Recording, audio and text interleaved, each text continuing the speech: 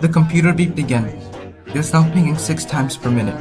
Whoever was sending these messages was getting impatient, and I wasn't sure if I wanted to find out why. I took a step towards the hallway. It looked darker than normal, each step like an echo in a distant land that only I couldn't see. Curiosity blinded my judgment. As I took more steps forward, the beeping grew louder. My heart was pounding so hard, it felt like it would burst out of my chest. I caught sight of an empty room. That's when it started to click. Where am I? Is this my home? Do I even have a family? Just then, the floorboard sank beneath me, and I fell into an eternal abyss. Screams echoed around me, but no one could hear. I landed in a pool filled with water. I took a step forward and found myself staring at a glowing cave, filled with gems and stones. Each one shimmered on its own, yet the beacon continued, faster and faster and faster. My arms felt heavy, like they didn't belong to me. Every step dragged me closer to something I didn't understand. I finally stopped, but the computer kept beeping louder and louder. I moved toward the light, my stomach twisting with fear, but my curiosity refused to let go. I reached out and touched the door handle. My head grew light. Flash after flash of memories hit me like lightning. I screamed, hoping someone would hear me, but no one came. The door creaked open, and a tall, thin, monstrous figure stared into my eyes. Its face warped and twisted. Everything inside me shouted to run, run, run, and never look back.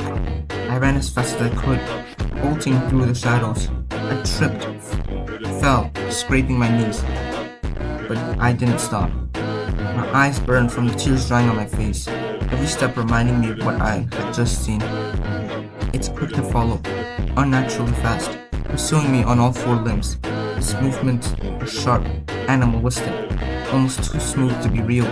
I can hear it closing in, the sound of its claws scraping against the floor, echoing through the darkness. I don't feel safe. I want to go home. Where is home? I want to feel safe. Just then, I'm back on a bed, breathing hard, my body trembling, but is this even my bed? The sheets feel unfamiliar, the air too still, too quiet. My hands clutch the blanket, searching for warmth, for something real. All I feel is cold. I walk to the bathroom, my footsteps echoing like whispers against the walls. The mirror flickers, the lights above buzzing faintly. I lean closer, staring at my reflection, but it stares back too long. Its smile doesn't match mine. Its eyes move before I do. Then I see it, standing behind me in the reflection of the same thing that chased me. Long limbs, twisted grin, eyes burning like fire. It's here. It followed me. I spin around, but nothing's there. The air grows heavier, colder. The lights blink once, twice, then go out. Completely. I can hear its breathing now, slow and deep, like it's right next to me. It wants me dead. It wants to finish what it started. My pulse races as the beeping starts again, faster this time. Like a countdown, I step back towards the door, but it slams shut on its own. I can't move. The darkness feels alive, calling closer, whispering my name. It grabs my arms, its fingers long and bony, pressing deep into my skin like ice sinking into my veins. I try to pull away, but it only tightens its grip, each squeeze sending waves of pain up my arms.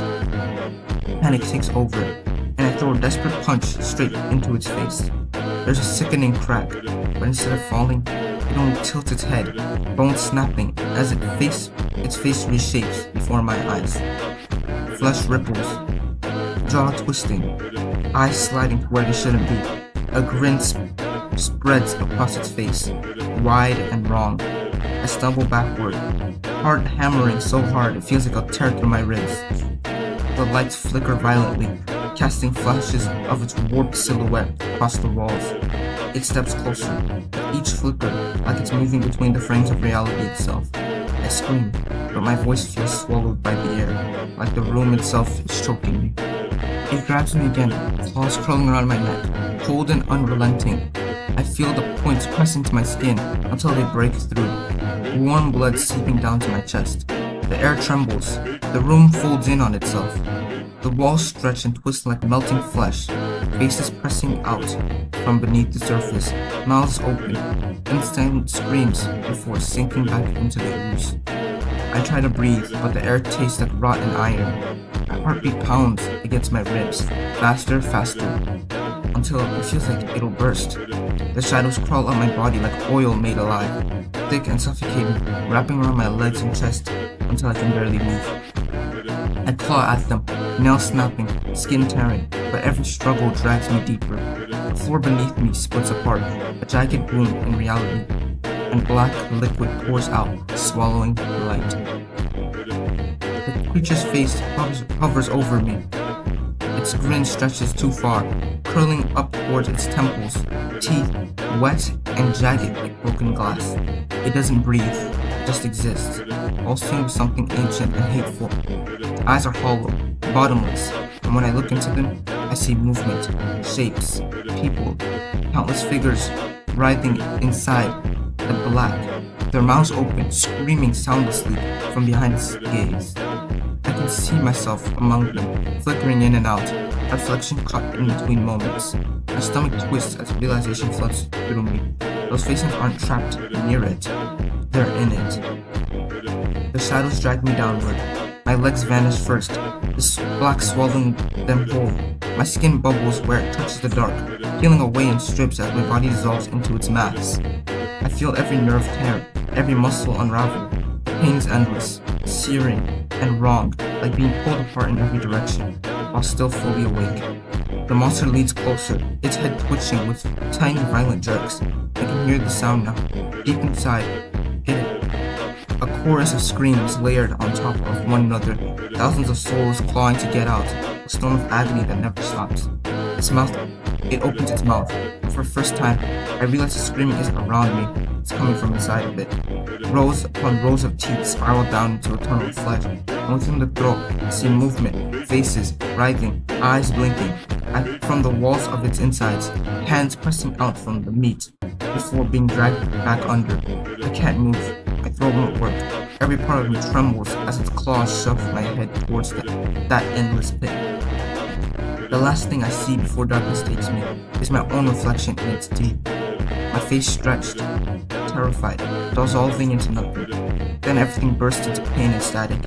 My body breaks apart, shredded by sound, light, and something worse. I can still think, but I'm falling endlessly, falling through a void that feels alive. When I open my eyes, I'm somewhere else. There's no floor, no ceiling, just darkness stretching forever in every direction. The air hums with whispers. I look down, there's nobody, only fragments of me floating, flickering, merging with the others. I can see them now, hundreds, maybe thousands of people. Faces twisted in despair, their voices blending into one continuous scream. Their pain burns through me, and I realize it isn't just around me, it's inside me. I can feel their memories, their fear, their endless dying, looping again and again.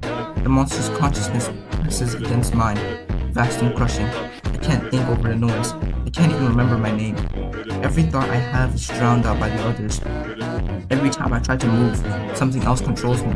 I see flashes of its world, the surface, empty room, the next victim standing in my place. I feel the monster watching through hollow eyes, and through it, I see the man trembling, calling out, not knowing what waits for him. I want to warn him, to scream, but my mouth isn't mine anymore. I can only watch from behind its eyes, trapped in its mind. One more soul bouncing each pulse feels like a heartbeat, but it isn't mine. It's ours, thousands of heartbeats, synced into the endless hunger, pulsing through the dark. The beeping starts again, low and deliberate, ringing in the empty air.